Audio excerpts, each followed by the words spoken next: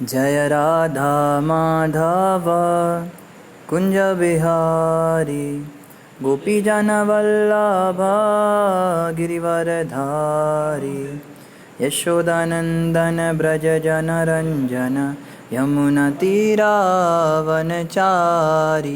जय राधा माधव कुंज बिहारी जय राधा माधव कुंज बिहारी। ओम नमो भगवते वासुदेवाय ओम नमो भगवते वासुदेवाय ओम नमो भगवते वासुदेवाय। कृष्णाय वासुदेवाय देवकी नंदनाय च नंदगोपकुमाराय गोविंदाय नमो नमः। जय श्री कृष्ण चैतन्य प्रभु नित्यानंद श्री अद्वैत गदाधर गौर भक्तवृंद। गुरुवे गौरचंद्राय राधिकाय तदालय कृष्णाय कृष्ण भक्ताय तद्भक्ताय नमो नमः। मुखं करोति वाचालं पंगुं लंघयते गिरिं दीनतारिणं परमानन्दमाधवं श्रीचैतन्येश्वरम्। हरे कृष्णा कृष्णा कृष्णा हरे हरे हरे राम राम राम हरे हरे। हरे कृष्णा। आप सभी भक्तों का हार्दिक स्वागत है पुरुषोत्तम मास की आज की 13वें दिन की कथा में। स्वागतम सुस्वागतम। और हम चर्चा कर रहे हैं श्रीमद् भगवद गीता यथारूप और अध्याय नंबर 15 पर, जिसका नाम है पुरुषोत्तम योग। तो पुरुषोत्तम मास चल रहा है और पुरुषोत्तम योग भी जो है वो भी पुरुषोत्तम के ही नाम से है, और पुरुषोत्तम तो केवल भगवान कृष्ण का ही नाम है। तो हमने कल श्लोक संख्या 5 पढ़ा था, आज हम श्लोक संख्या 6 को पढ़ने का प्रयास करेंगे। श्लोक संख्या 6 है, न तद्भासत ये सूर्यो न शशांको न पावकः यद्गत्वा न निवर्तन्ते तद्धामं परमं मम। ये जो श्लोक है ये बहुत ही फेमस श्लोक है, बहुत ही कॉमन श्लोक है और कई जगह पर इसका प्रयोग होता है। प्रभुपाद जी के लेक्चर्स में, गुरु महाराज के लेक्चर्स में अक्सर ये श्लोक सुनने को मिलता है और भगवद गीता के जो महत्वपूर्ण श्लोक हैं उनमें से ये एक है। इसका अनुवाद इस प्रकार है, वह मेरा परम धाम न तो सूर्य या चंद्र के द्वारा प्रकाशित होता है और न अग्नि या बिजली से। जो लोग वहाँ पहुँच जाते हैं वे इस भौतिक जगत में फिर से लौटकर नहीं आते। और ये जो श्लोक है ना, ये बहुत ही कंट्रोवर्शियल श्लोक भी है, क्योंकि ये बड़ा हॉट टॉपिक है। आजकल बहुत ही सारी डिबेट्स चल रही हैं इस श्लोक को लेकर।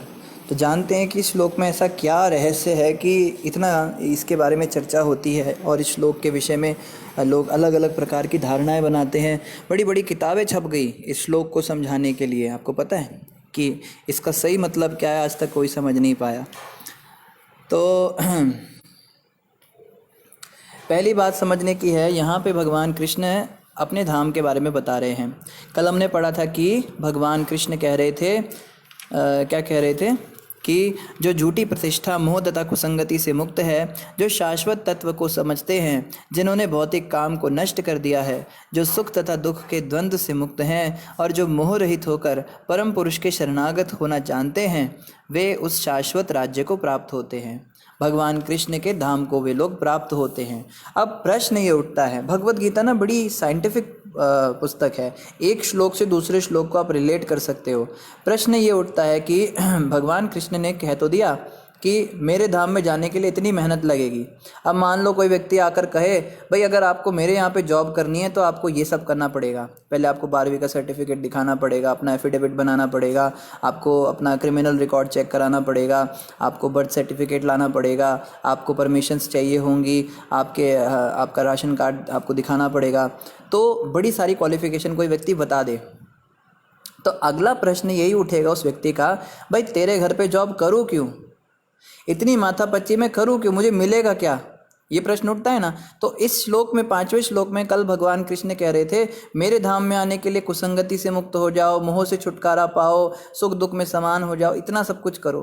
तो अर्जुन के या हमारे मन में प्रश्न उठ सकता है कि प्रभु इतना कुछ करके मिलेगा क्या, आपके धाम में ऐसा क्या है जो हम वहाँ पर आए, हम तो इस संसार में भी बड़े सुखी हैं। तो देखो उसका ही उत्तर भगवान कृष्ण इस श्लोक में दे रहे हैं। कहते हैं, वह मेरा परम धाम ना तो सूर्य या चंद्रमा के द्वारा प्रकाशित होता है और ना अग्नि या बिजली से। जो लोग वहाँ पहुँचते हैं पहुंच जाते हैं वे इस भौतिक जगत में फिर से लौट कर नहीं आते। ये कारण है कि आप मेरे धाम में आइए, ये मिलेगा। एक बार भगवान कृष्ण के धाम में जाकर फिर वापस लौटना नहीं पड़ेगा। ये बहुत ज़रूरी बात है, क्योंकि इस संसार के अंदर इवन कोई व्यक्ति स्वर्ग लोक भी चला जाए, हमें तो लगता है सब स्वर्ग भगवान का धाम सब एक ही होता है। जैसे हम बचपन में थे तो हमें बस इतना ही पता था, हम क्रिश्चियन स्कूल में पढ़े थे तो वहाँ पर भी यही बताया जाता है कि 3 दुनिया होती हैं। एक तो ये दुनिया है, एक इसके ऊपर होती है स्वर्ग लोक, हेवन जिसको कहते हैं, और इस दुनिया के नीचे होता है नर्क लोक जिसको हेल कहते हैं। तो हमें बस इतनी जानकारी थी, और अक्सर हमारे भारत के अंदर या कहीं भी दुनिया में यही जानकारी लोगों को होती है कि अगर कोई अच्छा काम करेगा तो स्वर्ग में जाएगा, गंदा काम करेगा तो नर्क में जाएगा। ले देकर बस हमें इतना ही पता है, लेकिन एक्चुअली में बहुत लंबा चौड़ा प्रोसेस होता है। आपको पता है स्वर्ग लोक में जाने के बाद जैसे इस्लाम में सिखाया जाता है, उसको जन्नत और जहन्नुम का कॉन्सेप्ट कहा जाता है। इस्लाम और क्रिश्चियनिटी भाई बहन ही हैं आपस में, क्योंकि इनकी फ़िलासफ़ी लगभग एक जैसी है। जिब्राइल को दोनों मानते हैं और ईसा मसीह को ये लोग भी मानते हैं, इस्लाम वाले भी मानते हैं। बस खाली सनातन धर्म थोड़ा अलग है, क्योंकि ओरिजिनल धर्म है ना, ये तो प्रकृति, ये तो स्वयं भगवान के द्वारा बनाया गया था, ये तो शुरुआत में बनाया गया था। बाकी ये सारे मनोधर्म अभी शुरू हुए हैं, ये मत हैं जो कि किसी व्यक्ति के द्वारा पंथ स्थापित किया गया और बाद में चल के इसने धर्म का रूप ले लिया। तो इन दोनों ही क्रिश्चियनिटी और इस्लाम में यही सिखाया जाता है कि आपके पास केवल एक जीवन है। एक जीवन में अगर आपने अच्छे काम किए तो आपको जन्नत में भेज दिया जाएगा, यू विल अटेन हेवन, आपको हेवन में भेज दिया जाएगा। और वहाँ क्या होंगे, वहाँ पे एंजल्स होंगे, आपके पंख उग जाएंगे और आप एक कुर्सी पर बैठकर वो संगीतमय तानपुरा बजाएंगे। वो तानपुरा जैसा क्या होता है उनका, वो बजाएंगे, सफ़ेद सफ़ेद कपड़े पहनेंगे। या फिर अगर इस्लाम में बात करें तो आपको जो हैं हूरें मिलेंगी, खजूर खाने को मिलेंगे, जमजम पीने को मिलेगा। तो वहाँ पे आप हमेशा के लिए रहोगे, परमानेंट वहाँ हो जाओगे। मतलब एक बार आप जैसे तैसे पहुँच जाओ स्वर्ग में, तो वहाँ जाने के बाद आपकी मौत कभी नहीं होगी, ये उनमें सिखाया जाता है। आप हमेशा के लिए मतलब परमानेंट रूप से आप वहाँ चले जाओगे। और अगर आपने भगवान की बातें नहीं मानी, आपने अल्लाह को नहीं स्वीकार किया, अगर आपने गॉड को स्वीकार नहीं किया, तो आपको हेल में भेज दिया जाएगा या जहन्नुम में भेज दिया जाएगा। और वहाँ पे हमेशा हमेशा के लिए आपको कोढ़े लगेंगे, आपकी पिटाई होगी, आपको राक्षस जो है नरक की आग में जलाएंगे, हैं, जिसे 2 जख कहते हैं, 2 जख की आग में जलोगे। तो यहाँ पे पुनर्जन्म का कोई कॉन्सेप्ट नहीं है। इन दोनों धर्मों के अंदर यही सिखाया जाता है कि एक बार अगर आप स्वर्ग में चले गए तो आप हमेशा परमानेंट वहाँ रहोगे, और एक बार अगर आप नरक में गिर गए तो परमानेंट आपको वहीं रहना पड़ेगा, आपके पास दोबारा कभी आपको मौका नहीं मिलेगा वहाँ से ऊपर उठने का। लेकिन सनातन धर्म के अंदर और डिटेल में समझाया गया है कि नहीं, ऐसा नहीं है। अगर कोई व्यक्ति, देखो कितना इलॉजिकल है, अगर कोई व्यक्ति फेल हो गया तो उसको हमेशा के लिए नर्क में जलते ही रहना पड़ेगा। सोच के कितना अजीब सा लग रहा है कि वो हमेशा केवल जलता ही रहेगा क्योंकि उसने एक जन्म में गलती करी। तो वहाँ पे पुनर्जन्म का कॉन्सेप्ट नहीं रखा गया है। हालांकि पुनर्जन्म होता है, इस बात को उन्हें भी स्वीकार करना पड़ रहा है। एक साइंटिस्ट हैं, उन्होंने एक पुस्तक लिखी है 1000 केसेस ऑफ रीबर्थ, आप इंटरनेट पे सर्च कर सकते हैं। उस किताब के अंदर उन्होंने 1000 केस स्टडीज़ लिखी हैं। उन साइंटिस्ट ने बहुत सारे ऐसे बच्चों को देखा जो अपना पिछला जन्म याद कर रहे थे। ये जैसे हमने पहले भी चर्चा की थी, एक छोटी सी बच्ची थी, उसको बचपन से ही झोपड़ी बनाना आता था, झोपड़ी, बड़ी नक्काशीदार झोपड़ी बनाती थी, और वो एक बहुत ही रिच फैमिली में जन्मी थी, बहुत ही अमीर घर में जन्मी थी। उसको बचपन से किसी ने नहीं सिखाया था झोपड़ी वगैरह बनाना, दूर दूर तक कोई नाता नहीं, पर उसको आती थी बड़ी अच्छी कला। तो उसके माँ बाप पूछते थे, बेटा कहाँ सीखा तुमने? तो वो बताती थी, मेरा गाँव वहाँ है, मैं वहाँ रहती हूँ था। तो जब पता लगाया तो एक्चुअली में उस गांव के अंदर उस नाम की एक स्त्री रहती थी जिसके बारे में वो बता रही थी। इवन इंडिया के अंदर भी ऐसे बहुत केसेस हैं। एक शुक्ला नाम की लड़की थी, उसका केस था। शुक्ला जो थी 9 साल की थी और वो अपने घर वालों को बताती थी कि ये मेरा घर नहीं है, मेरी तो सास का नाम ये है, मेरे पति का नाम वो है, और ऐसे ऐसे बोल के वो बताती थी मैं वहाँ की रहने वाली हूँ। तो उसके घर वाले पहले तो सोचते थे बच्ची है, लेकिन जब बड़ी हुई तो 9-10 साल की हो गई तो उन्होंने सोचा चलो चल के देखने में क्या बुराई है। तो पता लगाया तो एक्चुअली में वो जगह थी, उस परिवार में गए वो लोग, और वो लड़की अपनी सांस के आगे अपना सिर ढकने के लिए एक पल्ला रख रही है, और जो उसका बच्चा था, ऑफ कोर्स उसका बच्चा उससे भी बड़ा था उम्र में, उसका बच्चा 13 साल का हो गया था, वो केवल 9 ही साल की थी, और वो अपने बच्चे को देख के बिल्कुल माँ वाले फीलिंग्स उसके अंदर आ रही हैं, उसको जैसे एक माँ अपने बच्चे को देखती है वैसे देख रही है। तो साइंटिस्ट और जो और भी केस स्टडी करने वाले थे, उन्होंने सोचा कि एक 9 साल की बच्ची के अंदर ऐसे भाव उत्पन्न ही नहीं हो सकते किसी भी पुरुष को देखकर, बिल्कुल अपने बच्चे की तरह देख रही है। तो वो कहती है ये मेरा बेटा है, मैं यहाँ सोती थी, ये मेरा बक्सा है, सब कुछ उसने दिखाया। तो जब इस तरह के केसेस बढ़ने लगे तो उन साइंटिस्ट ने बहुत सारी स्टडीज़ की। एक बच्चा था, किसी और देश की बात है, उसको बचपन से ही फाइटर जेट प्लेन्स के बारे में सब कुछ पता था। ये फाइटर जेट प्लेन जो है ऐसे चलता है, ये मिसाइल का ये उस साल में ये वॉर हुई थी, उन देशों के अंदर युद्ध चल रहा था, मैं ऐसे से गया था, वो सब कुछ बता रहा है। छोटा सा बच्चा, उसने कभी नहीं पढ़ा ये सब, तो उसके बारे में भी पता लगाया गया। तो वो एक पिछले जन्म में एक लड़ाकू विमान के अंदर भेजा गया सिपाही था, जो विदेश में जाकर जो है उसका विमान विस्फोट हो गया था, मर गया था वो उसमें, उस दुर्घटना में, फिर उसका दोबारा जन्म हुआ। तो इस प्रकार के जो केसेस हैं ये बढ़ रहे हैं, इसलिए साइंटिस्ट सोचने पर मजबूर हो गए कि ये है क्या। अब क्रिश्चियनिटी में तो इसका कोई आंसर ही नहीं है, क्योंकि वो तो अगला पिछला जन्म मानते ही नहीं। वो कहते हैं आप एक बार आए हो, एक बार आप अगर अच्छा कर्म करोगे तो ऊपर जाओगे, गंदा कर्म करोगे तो नीचे जाओगे, और दोबारा कभी यहाँ पे नहीं आओगे, और वहाँ हमेशा के लिए रहोगे। लेकिन सनातन धर्म में इसका उत्तर उन लोगों को मिला। यहाँ पे पुनर्जन्म का सिद्धांत काम करता है। व्यक्ति जो है, अब जैसे यहाँ पे बात करते हैं, इस श्लोक पे भी हम आएंगे, इस श्लोक को समझने के लिए थोड़ा ग्राउंड तैयार करना पड़ेगा पहले। तो यहाँ पे सनातन धर्म में, भगवत गीता में, ये जो वर्णाश्रम धर्म है, हिंदू धर्म जिसको हम कहते हैं, इसमें सिखाया जाता है इस पृथ्वी लोक के ऊपर स्वर्ग लोक होता है, और स्वर्ग लोक के अंदर देवी देवता रहते हैं, जिनको वो लोग एंजल्स कहते हैं या फरिश्ते कहते हैं, वो देवी देवता होते हैं। और उनके ऊपर भी एक दूसरा लोक होता है जिसको महर लोक कहते हैं, वहाँ पे और बड़े देवी देवता रहते हैं। फिर जनोलोक होता है, फिर सबसे पहले तो ये स्वर्ग लोक, महरलोक, जनोलोक, तपोलोक होता है। तपोलोक पे ऋषि महर्षि रहते हैं बड़े बड़े, और उसके ऊपर ऐसी मतलब सबसे ऊपर ये होता है सत्यलोक होता है, जिसको ब्रह्मलोक भी कहते हैं, ब्रह्मा जी का लोक। तो एक्चुअली में पृथ्वी के ऊपर 6 लोक होते हैं। लोक मतलब आसमान नहीं होते, कई लोग कहते हैं ना हवा के ऊपर क्या है, आसमान के ऊपर कोई दूसरी धरती थोड़ी ना है। ये जो पृथ्वी है ना, पृथ्वी, जैसे एक व्यक्ति मूर्ख कह रहा था कि फ्लैट अर्थ थ्योरी, हमारे शास्त्रों में बताया गया है कि भूलोक जो है वो फ्लैट है, लेकिन पृथ्वी तो गोल है। आपके शास्त्रों के अंदर तो पागलपन की बातें लिखी हैं। अगर पृथ्वी फ्लैट होती तो कोलंबस जब जहाज़ चला रहे थे अपना, तो जहाज़ चलाते चलाते जब वो किनारे पे पहुंचते तो उन्हें गिर जाना चाहिए था फ्लैट पृथ्वी से। लेकिन हमारे शास्त्रों के अंदर भूलोक को फ्लैट कहा गया है, भूगोल को नहीं। भूलोक इस पृथ्वी को नहीं कहते। ये जो पृथ्वी है ना, ये तो एक अर्थ है, ये तो पृथ्वी लोक नहीं है, ये एक पृथ्वी ग्रह है। और ऐसे ऐसे बहुत सारे ग्रह होते हैं, मंगल ग्रह होता है, बुध ग्रह होता है, शनि ग्रह होता है, सोम ग्रह होता है, सोम मतलब चंद्रमा होते हैं, सूर्य होते हैं। इन सबको मिलाकर ये जो जिसको सोलर सिस्टम ये लोग कहते हैं, ऐसे ऐसे हज़ारों करोड़ों सोलर सिस्टम्स मिलके एक आकाशगंगा बनाते हैं, जिसको मिल्की वे गैलेक्सी भी कहा जाता है।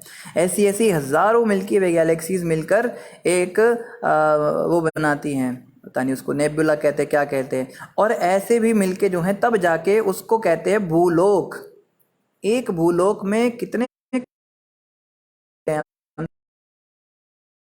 हैं फ्लैट, उसके बारे में बताया शास्त्रों में। जैसे आप किसी थाली के अंदर सरसों के बीज रख दीजिए, तो सरसों के बीज सब गोल हैं, लेकिन थाली के अंदर जो बीजों का सिस्टम है वो फ्लैट होता है, समझ पा रहे हैं, और वो हवा में तैर रहा है एक्चुअली में। इसको कहते हैं भूलोक। ऐसा ही सेम डिस्क, जैसे ये फ्लैट डिस्क बनी ना अभी, ऐसे ही सेम फ्लैट डिस्क इस भूलोक के ऊपर भी एक है, जो इससे कुछ दूरी पर घूम रही है। ये पूरा घूम रहा है सिस्टम, गोल गोल घूम रहा है डिस्क। इसके ऊपर एक दूसरा डिस्क है, उसका नाम है स्वर्गलोक। फिर उसके ऊपर एक और है, उसका नाम महरलोक। ऐसे जो हैं पृथ्वी के ऊपर 6 लोक और हैं, उसको कहते हैं लोक। पृथ्वी लोक फ्लैट है, पृथ्वी का ये जो पृथ्वी है ये गोल है, ये तो हमें भी पता था। ये लोग कहते हैं ना कि कोलंबस ने जब जहाज़ चलाया और जहाज़ चलाते चलाते वहीं पहुंच गया जहां से उसने शुरुआत की थी, तब पहली बार दुनिया को पता लगा कि पृथ्वी तो गोल है। ये कोलंबस कितने साल पहले हुआ है? अरे हजारों हजारों साल पुराने जो हमारे सनातन धर्म के मंदिर हैं उसमें वराह देव, वराह भगवान की दाढ़ों पर जो पृथ्वी रखी है वो तो गोल है ना। आप देखिए, दर्शन कीजिए जाके। हजारों साल पहले भगवान वराह के विषय में हम जानते थे। वराह भगवान भगवान विष्णु के अवतार हुए जिन्होंने पृथ्वी को रसातल से निकाला था, और उनकी दाढ़ों के ऊपर कोई फ्लैट पृथ्वी नहीं रखी है। उनकी मूर्ति आप देखिए, उनके विग्रह चेक कीजिए, उस पर गोल पृथ्वी रखी है। तो आप कैसे कह सकते हो कि दुनिया को पहली बार पता लगा कि पृथ्वी गोल है? ये भूलोक की बात करते हैं और फिर ये कहते हैं हमारे शास्त्रों में फ्लैट अर्थ थ्योरी है। तो फ्लैट अर्थ नहीं है, फ्लैट जो है वो सिस्टम है पूरा का पूरा, जैसे सरसों वाली हमने एग्जाम्पल दी। और ये जो 6 लोक ऊपर होते हैं, स्वर्ग लोक, जनोलोक, तपोलोक, इनके अंदर भी जो हैं जो आत्माएं जाती हैं, मानो कि हम अच्छे कर्म करके स्वर्ग में चले जाते हैं, लेकिन ये हमेशा वहाँ नहीं रहते हैं। ये कभी नहीं माना गया। भगवत गीता में कृष्ण भगवान कहते हैं क्षीणे पुण्य मर्ते लोकम विशंति। जैसे किसी ने बहुत सारे पुण्य किए और पुण्य करके स्वर्ग में चला गया, अब स्वर्ग में जब भी वो कोई सुख भोगेगा ना तो उसके पुण्य नष्ट होंगे। जैसे हम के पहले खूब मेहनत करके पैसे कमाते हैं, फिर एक मॉल के अंदर जाते हैं, फिर जैसे जैसे हम उस मॉल की सुविधाओं का आनंद लेंगे वैसे वैसे हमारे पैसे ख़त्म होते चले जाते हैं, और जब हमारा ज़ीरो बैलेंस हो जाता है तो हमें वहाँ से बाहर निकलना पड़ता है। ठीक उसी तरह से जब स्वर्ग लोक के अंदर हमारे सारे पुण्य नष्ट हो जाते हैं, हम वहाँ का सुख ऐश्वर्य भोग कर लेते हैं, तो क्या होता है? क्षीणे पुण्य, क्षीण मतलब कम, खत्म हो गई पुण्य। फिर मर्ते लोकम विशंति, मरते मतलब इस संसार को मर्ते लोक कहते हैं, मृत्यु लोक इसका नाम है। यहाँ पे लोगों की मृत्यु होती है ना, तो मृत्यु लोक कहते हैं इसको। विशंति मतलब जाता है। तो जब उसके पुण्य समाप्त हो जाते हैं स्वर्ग के अंदर तो उसको वापस इस संसार में आना पड़ता है। ऐसा कोई कॉन्सेप्ट नहीं है कि एक बार चला गया तो चला गया बस हमेशा के लिए, ऐसा कुछ नहीं होता। और ये ज़्यादा लॉजिकल समझ में आ रहा है कि बिल्कुल सही बात है, जितने अच्छे कर्म किए, जितने ज़्यादा पुण्य किए, उतना ज़्यादा समय के लिए स्वर्ग में जाने को मिला, और जितने कम पुण्य किए उतना कम समय जाने को मिला। और जो व्यक्ति पाप कर्म करता है उसके लिए बताया गया है इस पृथ्वी के नीचे 7 लोक होते हैं, अतल, बितल, सूतल, सातल, तलातल, महातल, पाताल। ये जो 7 लोक होते हैं इसमें नर्क लोक होते हैं, उसके अंदर सजाएं दी जाती है। पर आप सोचिए कितना इलॉजिकल है कहना कि जिसने एक खीरा चुराया उसको भी जेल के अंदर पिटाई लग रही है, और जिसने हीरा चुराया उसको भी जेल के अंदर पिटाई लग रही है, और दोनों को एक जैसी पिटाई लग रही है। अगर दोनों को एक जैसी पिटाई और हमेशा के लिए, सारी ज़िंदगी के लिए उनको पिटाई लगती रहनी है, तो खीरा चुराने वाला सोचेगा मैंने भी अगर हीरा चुरा लिया होता, हीरा चुरा के कुछ ज़्यादा मज़ा मिलता, कुछ ज़्यादा पैसे मिल जाते, तो खीरा चुरा के क्यों इतनी पिटाई खाऊं। तो ये बिल्कुल ही इलॉजिकल बात है कि कोई कितना भी पाप करे, ज़्यादा करे या कम करे, सबको हमेशा के लिए पिटाई लगती रहेगी। तो हमारा शास्त्र इसको नहीं मानते। भगवत इसमें जो गरुड़ पुराण है, गरुड़ पुराण में बताया जाता है स्पेसिफिक पाप कर्म के लिए स्पेसिफिक सज़ा मिलती है। जैसे कोई व्यक्ति आँखों से दुष्कर्म करता है, गलत चीज़ें देखता है, तो उसकी आँखें निकाली जाती हैं नरक के अंदर, चील आती है और उसकी आँख निकाल लेती है। और जो व्यक्ति शराब पीता है, जिसने मदिरा पान किया या नशा किया है, कोई भी प्रकार का नशा है, LSD लिया है, ड्रग्स लिया है, हीरोइन लिया है, हीरो लिया है, विलन लिया है, जो भी लिया है, उसको क्या करते हैं, उसका मुंह खोलते हैं और उसमें गरम गरम पिघला हुआ लोहा डालते हैं। जितना लीटर उसने लिया, जो भी उसका हिसाब किताब होता है, उतना उसको झेलना पड़ता है। और नरक में जो हमें शरीर मिलते हैं वो उनको कहते हैं यातना देह। यातना देह मतलब वो डिज़ाइन इस तरह से किए जाते हैं शरीर कि उसमें कष्ट मिले व्यक्ति को, मरता नहीं है वो। अब इस दुनिया के अंदर अगर किसी के मुंह के अंदर आप पिघला हुआ लोहा डाल दो तो उसकी मौत ही हो जाएगी, वो झेल ही नहीं पाएगा। पर वो जो यातना देह होते हैं वो मरता नहीं है, उसमें बस तड़पता रहता है, इनफाइनाइट स्टेज तक तड़प सकता है उसमें, वो बने इस तरह से होते हैं। और यहाँ तक बताया कि अगर इस शरीर में हमें कोई सुई चुभाई जाए तो जितना दर्द होगा उससे 1000 गुना दर्द उस शरीर में होगा सुई चुभने का। सोच सकते कितना कष्ट है।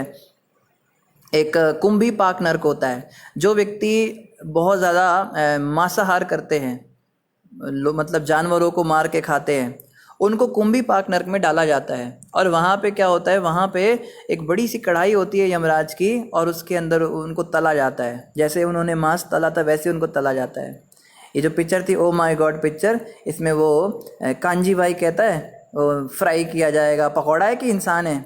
ये आज हंस रहा है, मजाक कर रहा है, ये व्यक्ति लोगों को मूर्ख बना रहा है कि आप खाओ नॉनवेज, कोई चिंता नहीं।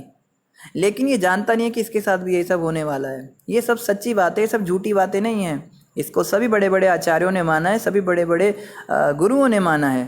तुम 2 टके के आदमी, तुम क्या इस पर टिप्पणी करते हो। तो यहाँ पे फिर क्या कुंभी पाक के अंदर, और हमेशा के लिए नहीं होता है, जिसने जितना पाप किया है उसको उतनी सज़ा मिलती है। किसी ने थोड़ा पाप किया है तो थोड़ी सज़ा करके वापस आ जाता है, किसी ने ज़्यादा किया है तो उसको ज़्यादा पाप करके वापस भेजा जाता है, पर वापस सब ज़रूर आते हैं इस दुनिया में।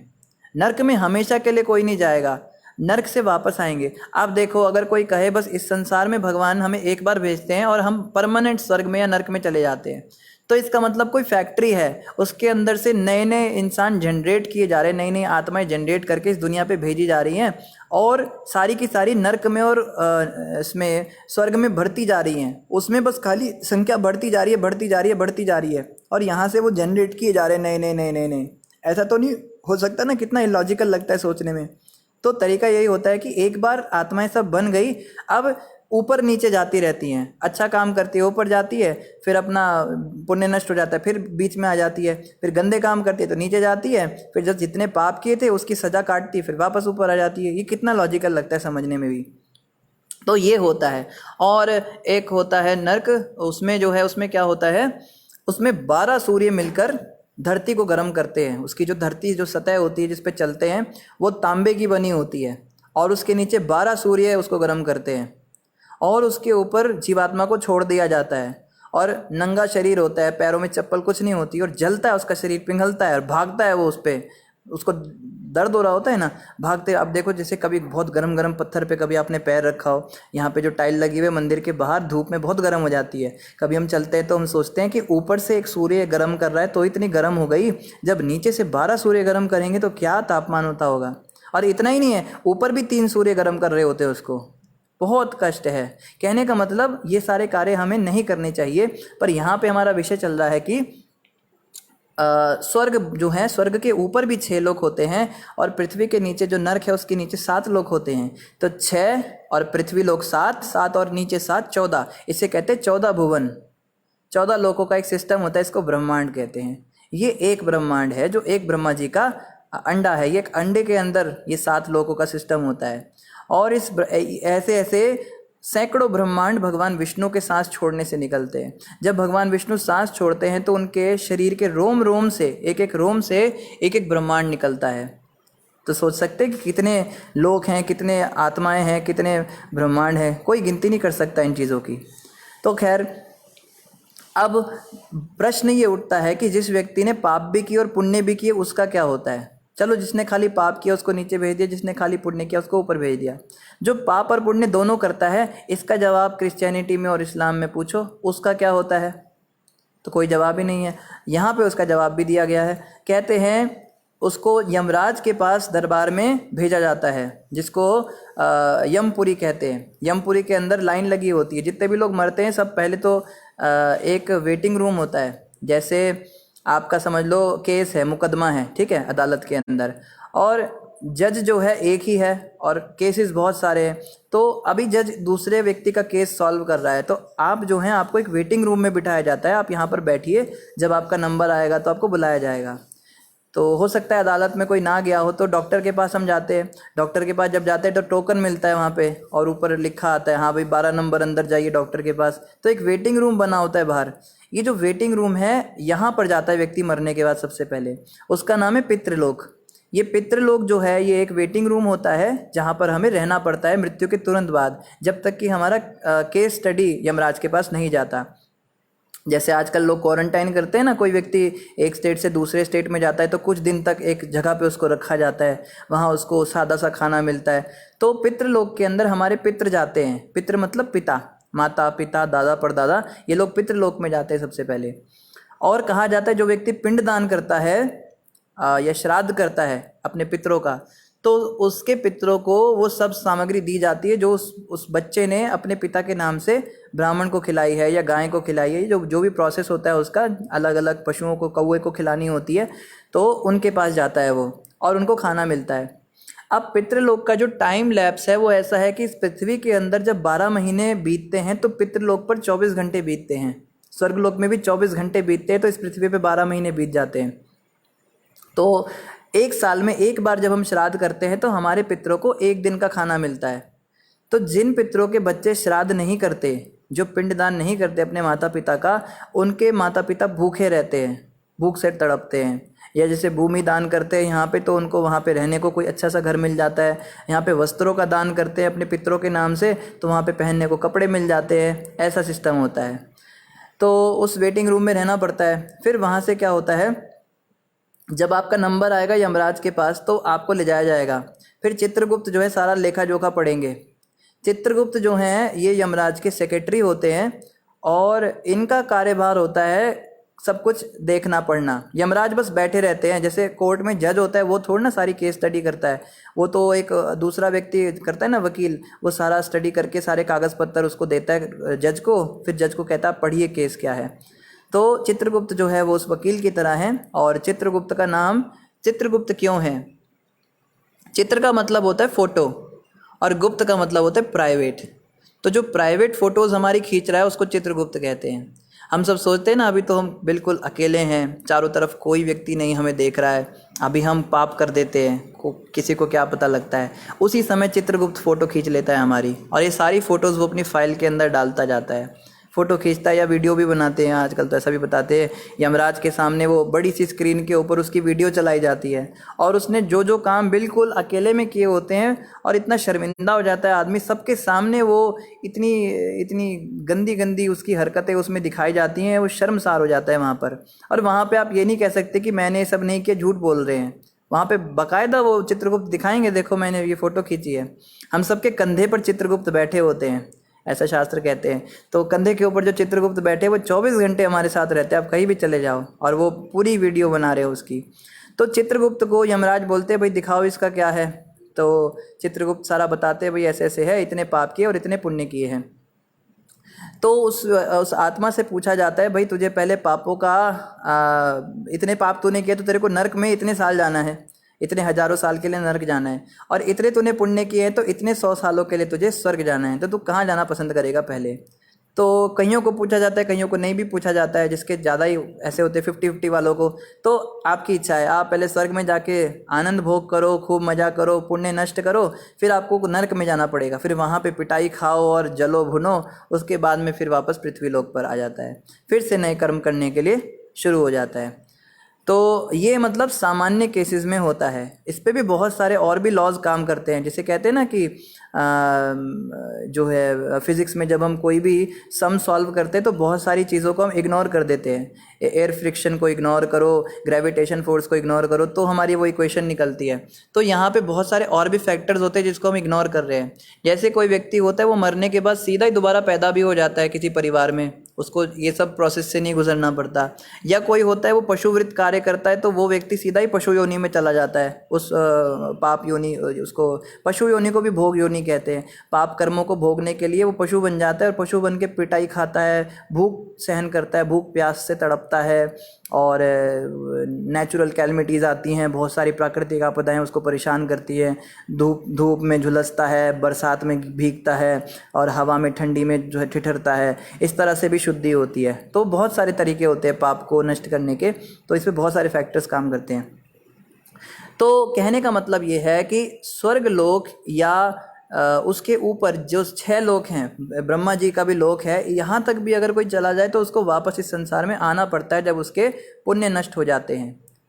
तो प्रश्न उठता है, व्यक्ति कहेगा कृष्ण भगवान आप कह रहे हो ये सब करो, इतनी मेहनत करो और मेरे धाम में आओ, तो आपके धाम में आने के लिए पहले हम इतनी मेहनत करें, उसके बाद आपके धाम में कुछ समय के लिए रहें, फिर दोबारा दुनिया में आना पड़े, तो फ़ायदा क्या हुआ? प्रश्न उठता है ना। और कोई व्यक्ति कहे कि हमें तो याद नहीं है, ऐसा कुछ होता है, तो हमें तो ये भी याद नहीं रहता ना कि हमने आज से 1 हफ्ते पहले दोपहर में कौन सी सब्जी खाई थी, आज से 1 साल पहले इसी समय हम क्या कर रहे थे, हमें वही याद नहीं है, तो पिछले जन्म की क्या याद होगी? ये तो हमारी कमी है ना कि हमको याद नहीं। हम ये थोड़ा ना कह सकते हैं कि हमको याद नहीं है इसलिए हम मानते नहीं।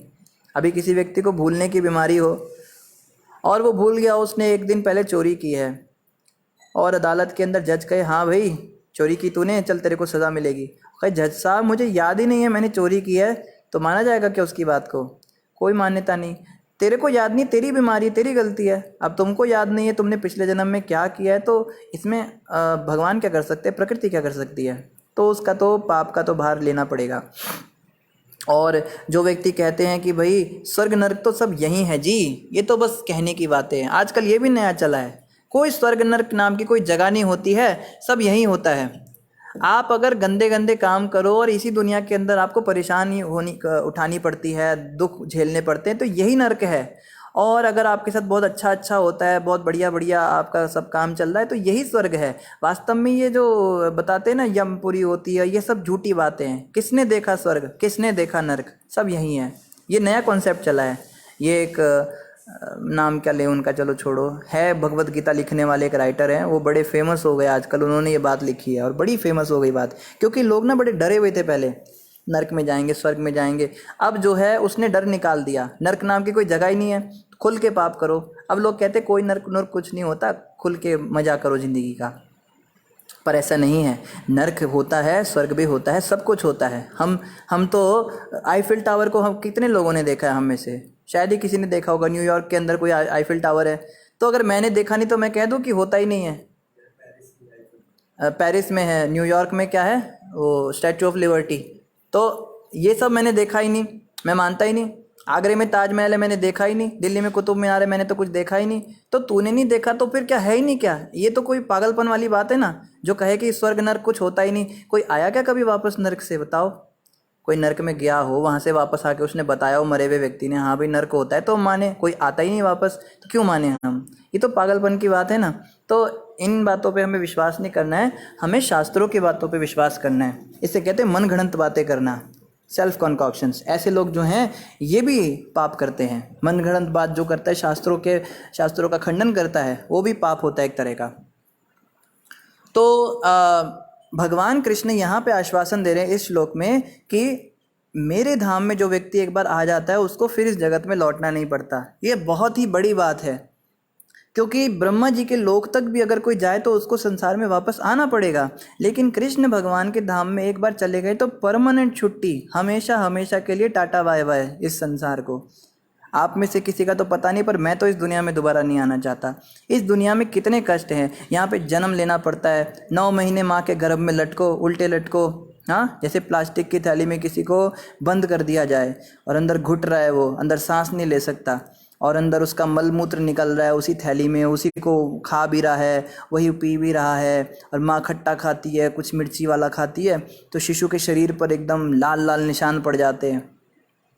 और छोटे छोटे छोटे छोटे कीड़े होते हैं जो शिशु की नरम नरम त्वचा को काटते हैं, पर उस बच्चे को पता ही नहीं कि कीड़े काट रहे हैं, हटाना है, उसको कुछ पता ही नहीं, वो बस तड़पता है 9 महीने। इसलिए वो लात मारता है परेशान होकर। और माँ क्या कहती है, ओ बेटा ने लात मारी लात मारी, वो बाप का हाथ पकड़ के पेट पे लगा, देखो देखो ही इज किकिंग, लात मार रहा है। अरे तुझे क्या पता अंदर वो कितना कष्ट में है, वो क्यों लात मार रहा है, तू तो खुश हो रही है यहाँ पे। तो और उसके बाद जन्म लेना तो और मुश्किल काम है। एक छोटे से छेद में से आपके इस पूरे शरीर को निकाला जाए तो क्या हालत होती है, बताओ। हमने तो यहाँ तक सुना है कि 101 हड्डियाँ टूटे, इतना दर्द होता है माँ को जब वो प्रसव पीड़ा होती है, जब वो जन्म दे रही होती है बच्चे को।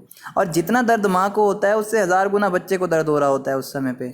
और इतना दर्द होता है कि वो भूल ही जाता है सब कुछ। माँ के गर्भ में तो सारा ज्ञान होता है ना उसको, भगवान के दर्शन भी होते हैं, बड़ा सब भागवतम के अंदर आगे बताया जाएगा, ये सब चीज़ें बताई जाएंगी, प्रहलाद महाराज बताएंगे। तो वो माँ के पेट के अंदर से जब बाहर निकलता है तो उसका दर्द इतना होता है, शिशु सब भूल जाता है और रोने लगता है बाहर आते ही। तो माँ के गर्भ का दर्द इस संसार में है। अगर कोई कहे कि प्रभु जी अगला जन्म मेरा किसी ब्राह्मण परिवार में हो जाएगा, किसी वैष्णव परिवार में हो जाएगा, मुझे कोई ज़्यादा कष्ट नहीं होगा, तो भैया 9 महीने पेट में तो रहना पड़ेगा ना। कोई ब्राह्मणी माँ है तो क्या उसके पेट में कष्ट नहीं है? उसके पेट में क्या AC लगे हुए हैं? उसके पेट में भी गर्मी लगेगी, वहाँ पे भी दर्द ही होगा ना। तो कहने का अर्थ है इस संसार में दोबारा हमें नहीं आना चाहिए, ऐसा मन बनाना है, और उसके लिए भगवान कृष्ण के धाम में जाना पड़ेगा। मान लो कोई व्यक्ति गणेश जी की पूजा करता है तो वो गणेश जी के पास चला जाएगा स्वर्ग में, और वहाँ जाने के बाद जैसे उसके पुण्य नष्ट होंगे उसको दोबारा यहाँ पे आना पड़ेगा। मान लो कोई व्यक्ति सरस्वती जी की पूजा करता है तो वो सरस्वती जी के लोक में चला जाएगा, ब्रह्म लोक में रहती है सरस्वती माता, वहाँ पे जाके वो उसके पुण्य नष्ट होंगे, फिर इस संसार में आना पड़ेगा। 9 महीने का कष्ट। आप किसी भी देवी देवता की पूजा करो, आपको इस संसार में आना ही पड़ेगा। लेकिन कृष्ण ऐसे हैं, विष्णु ऐसे हैं, इनके पूजा करने से आप वैकुंठ में चले जाते हो, हाँ, भगवत धाम में चले जाते हो। 33 करोड़ देवी देवता जो हैं ये स्वर्ग लोक में रहते हैं या और ऊपर के लोकों में रहते हैं, ब्रह्मा के लोक से लेके स्वर्ग लोक के बीच में रहते हैं। लेकिन कृष्ण जो हैं वो गोलोक धाम में रहते हैं। जो धाम उनका सबसे ऊपर है। वो लोग कहाँ पर है? जैसे हम ब्रह्मांड की बात करे थे ना, विष्णु भगवान जब सांस छोड़ते हैं तो उनके रोम रोम से खूब सारे ब्रह्मांड जो है निकलते हैं बाहर, फिर जब सांस खींचते हैं तो वापस ये सारे के सारे ब्रह्मांड उनके शरीर में चले जाते हैं। ये जो विष्णु हैं इनको कहते हैं महाविष्णु।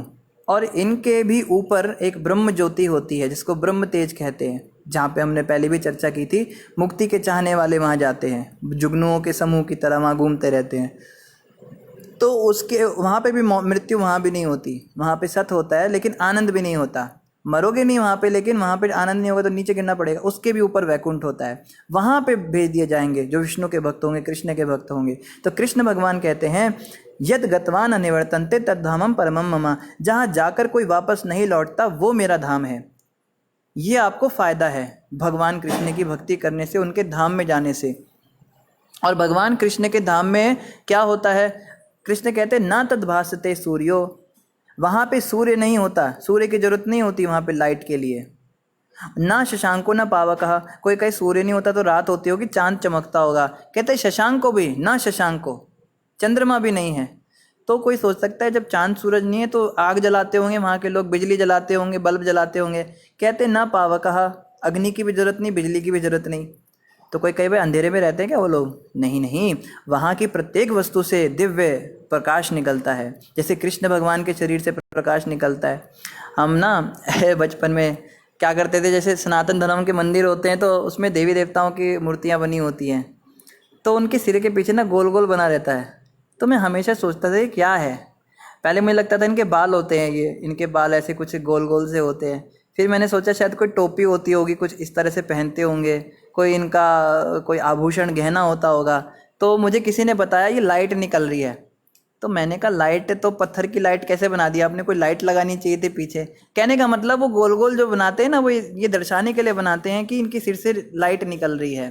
तो कृष्ण भगवान के सिर से जो है पीछे गोल गोल जैसे आप देखते चक्र होता है, उसको एफल्जेंस कहते हैं अंग्रेजी में, हिंदी में उसको तेज कहते हैं, तेज जो। तो कृष्ण भगवान के शरीर से दिव्य तेज निकलता है। और कृष्ण के अलावा जितने भी लोग उस धाम के अंदर रहते हैं उन सब के शरीरों से वो तेज निकलता है।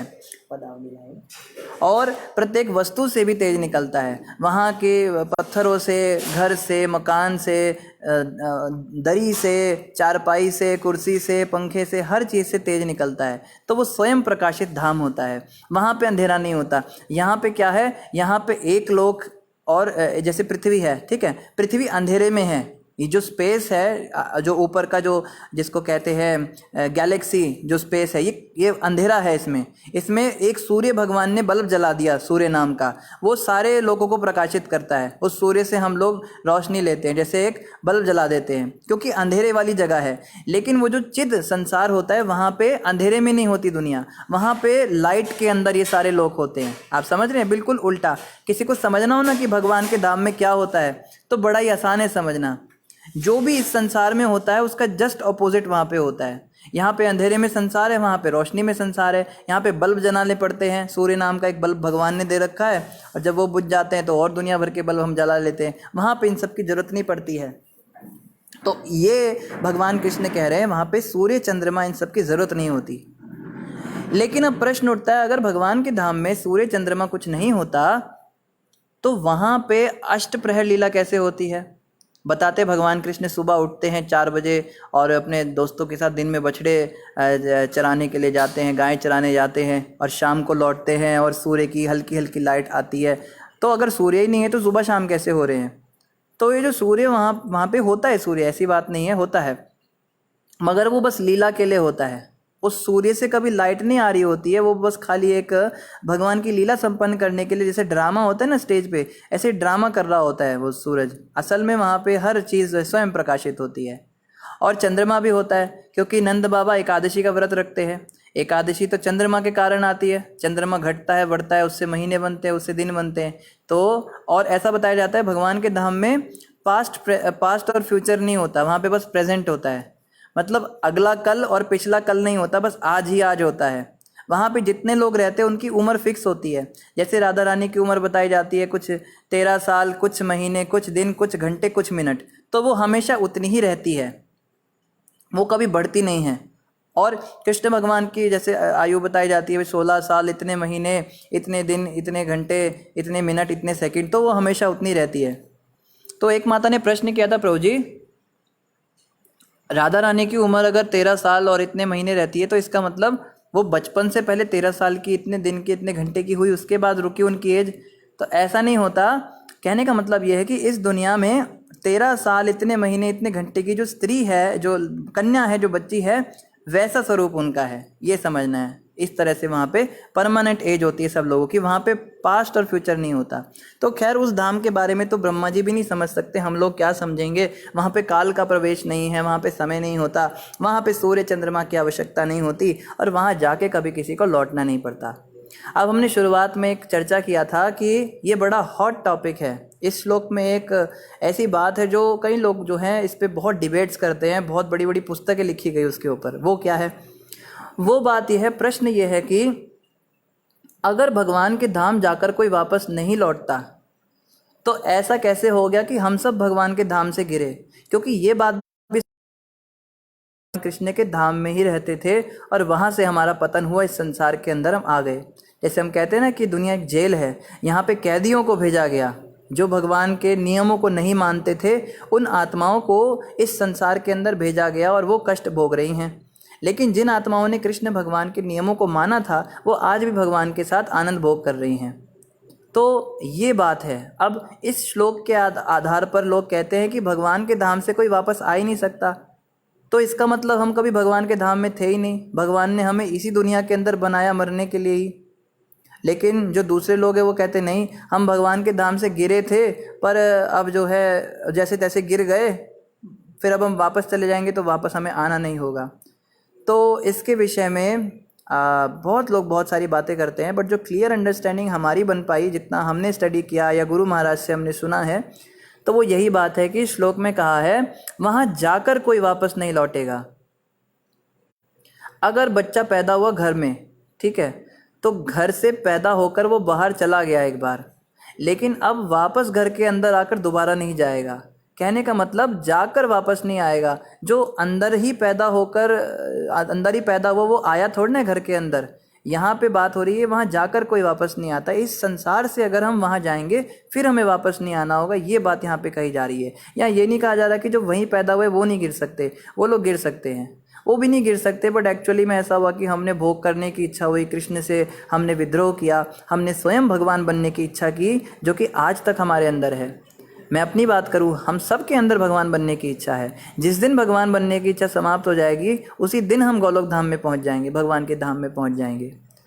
कोई कहे प्रभु जी आप कैसी बात कर रहे हो, हम तो कृष्ण की पूजा करते, हम तो उनको नहलाते धुलाते, हम कैसे भगवान बनने की इच्छा करते हैं? तो देखो, जब भी हम किसी भी वस्तु को देखते हैं तो बाय डिफ़ॉल्ट हमारे अंदर क्या इच्छा होती है? इसको भोग लूँ।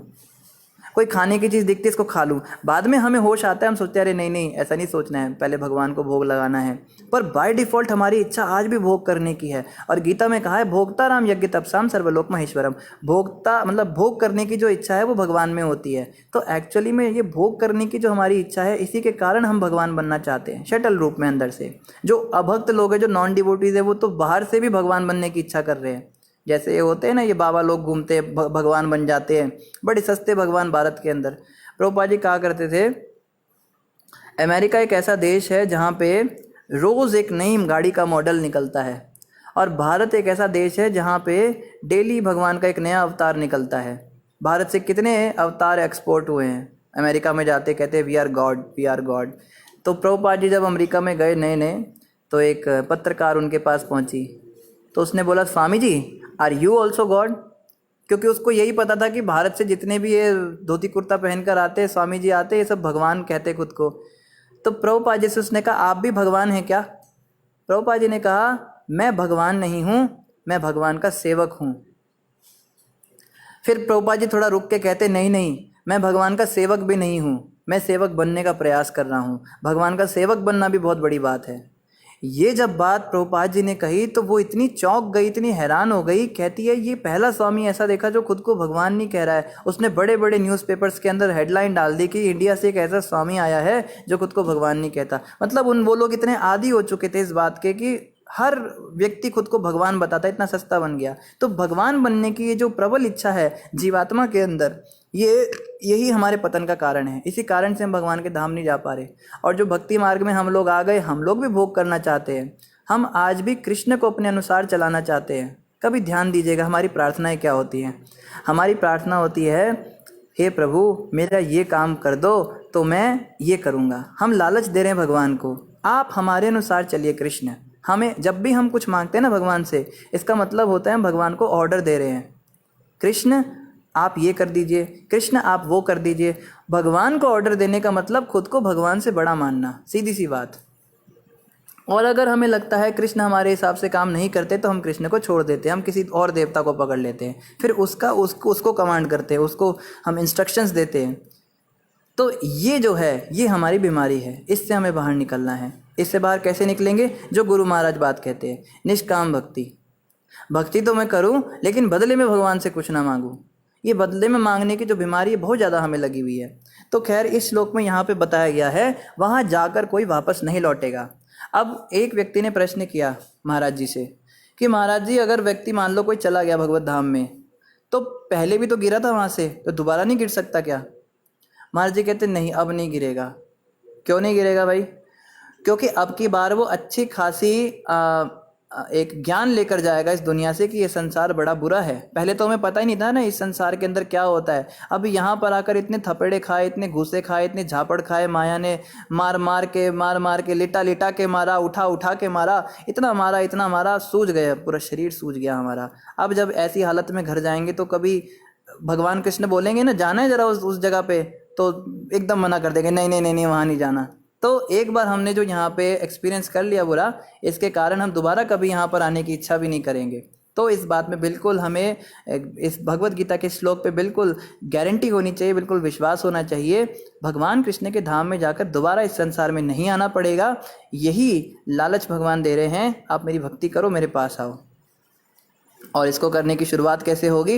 हरे कृष्ण कृष्ण कृष्ण हरे हरे, हरे राम राम राम हरे हरे। इस महामंत्र का हमें जप करना है, शुरुआत यहीं से होगी। श्रवणम कीर्तनम, महामंत्र के जप से भी पहले श्रवणम, पहले सुनिए, कथा सुनिए, भगवान के विषय में सुनिए, इतना सुनिए कि अपने आप अंदर से इच्छा हो कि चलो अब जप करते हैं, भगवान का नाम का जाप करते हैं।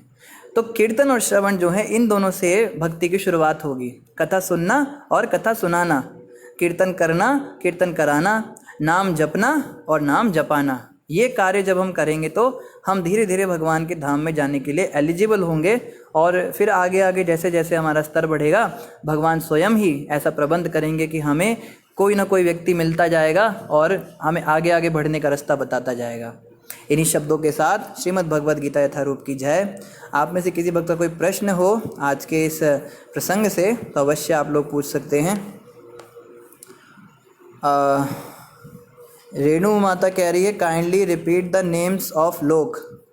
माता लोकों के नाम हैं पृथ्वी लोक जिस पे हम हैं, इसके ऊपर स्वर्गलोक, जनोलोक, महरलोक, तपोलोक, ब्रह्मलोक। और इस पृथ्वी के नीचे होते हैं अतल, वितल, सुतल, रसातल, तलातल और पाताल।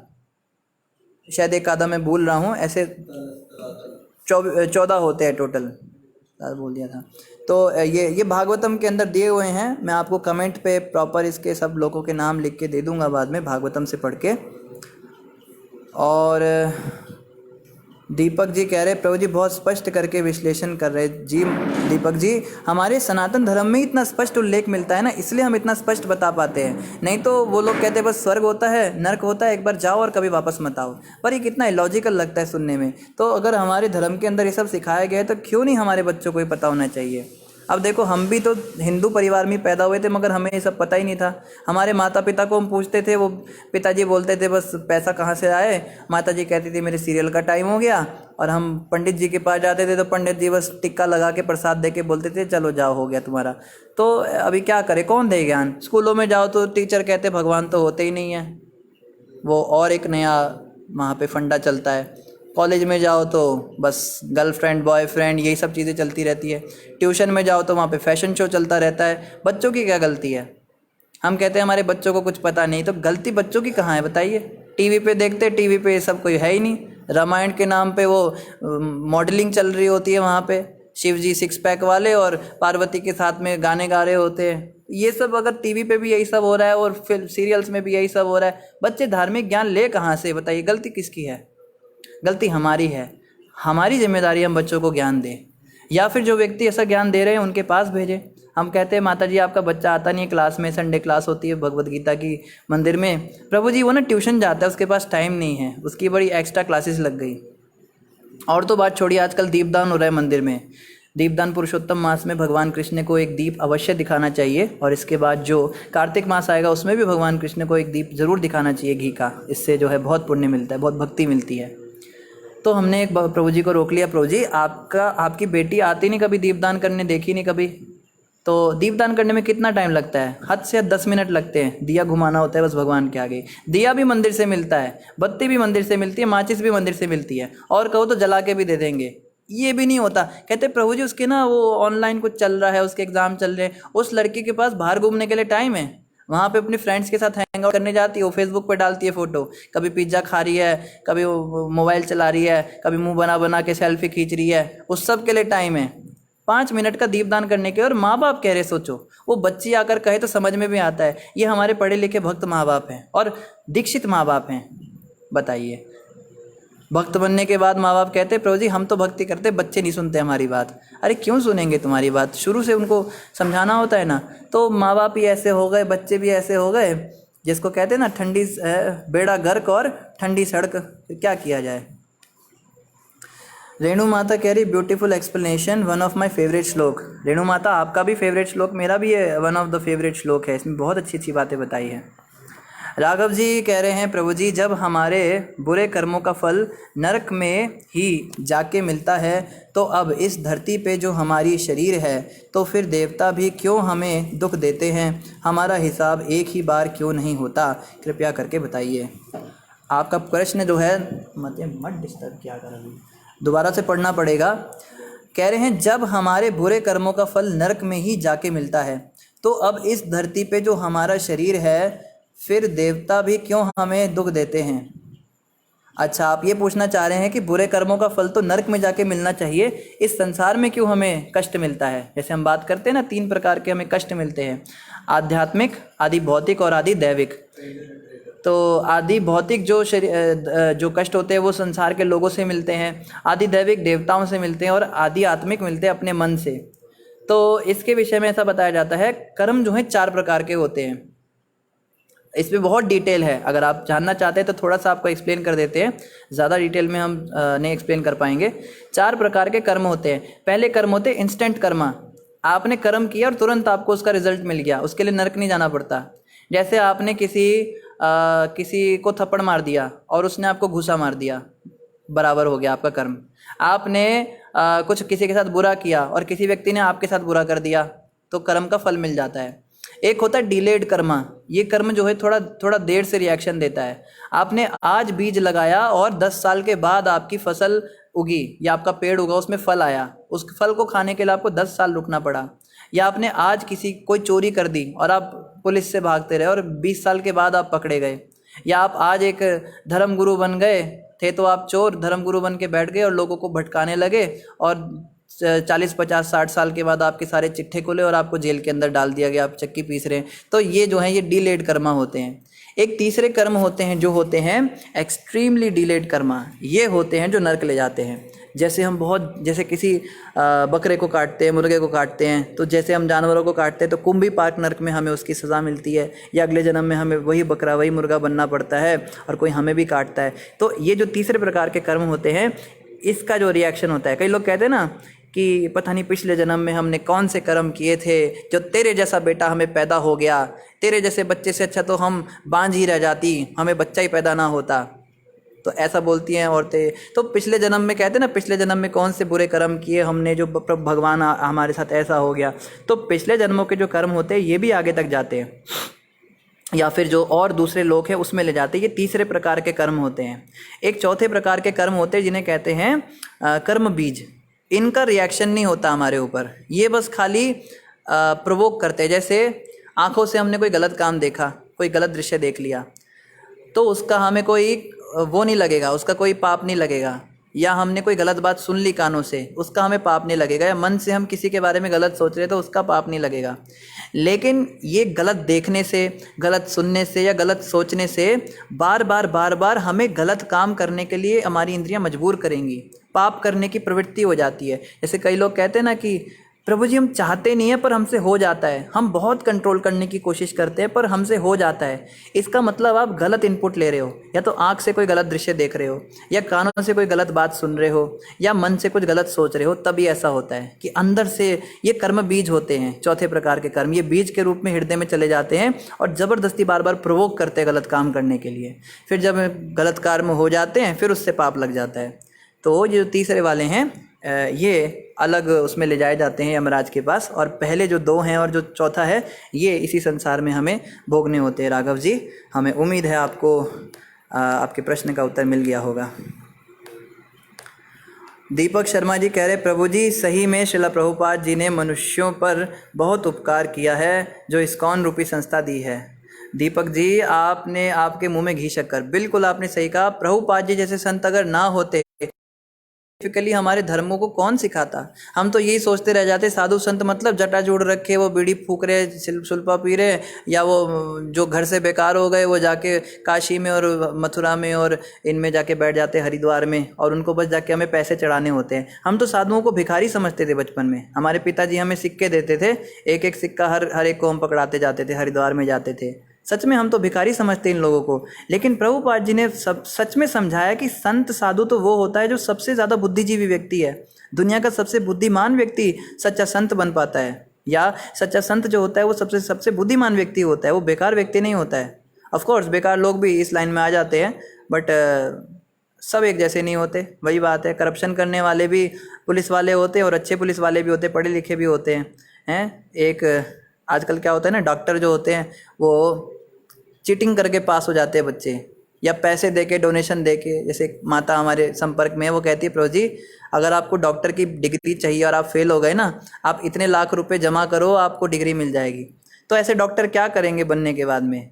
फिर ये पेट के अंदर कभी कैंची भूल जाते हैं, कभी घड़ी भूल जाते हैं। घर में आके मरीज़ के पेट में आवाज़ें आती है, वो कहते हैं अलार्म कहाँ बज रहा है, पता लगा डॉक्टर ने घड़ी खोली थी हाथ की और वो पेट में ही रह गई। ये होता है हाल। या फिर कोई इंजीनियर बन जाते हैं चीटिंग करके, फिर क्या होता है इमारत बनाते हैं, कोई पुल बनाते हैं और 2-3 जो है सालों में टूट जाता है वो। तो ये चीटिंग करके पास करने वाला कल्चर यहाँ पर भी है। साधु संत बन जाते हैं, पता तो चलता नहीं है साधु कौन है कौन नहीं है, पर हरकतों से पता लग जाता है ना, ज्ञान से पता लग जाता है। कहा गया है जाति ना पूछो साधु की, पूछ लीजिए ज्ञान, मोल करो तलवार का, पड़ा रहन दो म्यान। साधु की जाति नहीं पूछनी चाहिए, साधु का ज्ञान देखना चाहिए, कितना ज्ञान है। जैसे प्रभुपाद जी के अंदर इतना, आपको जो हम बता पा रहे हैं ना, ये कुछ भी नहीं है जो प्रभुपाद जी को पता था, कुछ भी नहीं है उसके आगे। आप सोच सकते हैं प्रभुपाद जी कितने ज्ञानी संत थे, और उनको जो है प्रभु भगवान कृष्ण ने स्वयं चुना। इस कलयुग के अंदर महाप्रभु ने उनको चुना अपना प्रचार करने के लिए। तो वास्तव में हम सब बड़े धन्यवादी हैं श्रील प्रभुपाद जी के। उन्होंने इस्कॉन संस्था बनाई और हमें ये धर्मशास्त्र दिए। रामवृत प्रभु कह रहे श्रील प्रभुपाद की जय, गुरु महाराज की जय। धन्यवाद रामवृत प्रभु। तो समय पूरा हो गया, हमारा अष्टकम आज भी रह गया। क्या करें, इस पृथ्वी के अंदर समय होता है ना, भगवत धाम में एक बार चले जाएंगे वहाँ पे समय ही नहीं होता, वहाँ पे बस सुनते रहो, बोलते रहो। चलिए इन्हीं शब्दों के साथ आप सभी का धन्यवाद। किसी और का भी कोई क्वेश्चन हो तो आप ज़रूर कमेंट पर लिख सकते हैं। वैकुंठ प्रभु से प्रार्थना है कि दोनों लिंक आज वही डाल दें, और कल भी वही डाल दें, और परसों भी वही डाल दें, और हमेशा वही डालते रहें। अयोध्या प्रभु थोड़ा छुट्टी मारना चाह रहे हैं। तो ग्रंथराज श्रीमद् भगवद गीता यथारूप की जय, जगत गुरु श्रील प्रभुपाद की जय, गौर भक्त वृंद की जय। हरे कृष्णा।